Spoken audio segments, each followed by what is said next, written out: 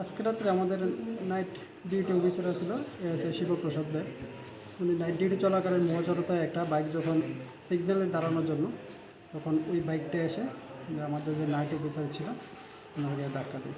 সঙ্গে সঙ্গে আমরা বাইকটি এবং বাইকের যে চালক এবং শিবপ্রসাদ দেবকে কল্যাণ হাসপাতালে নিয়ে আসি। সেখান থেকে চিকিৎসার জন্য শিবপ্রসাদ দেবকে জিবি হাসপাতালে রেফার করি।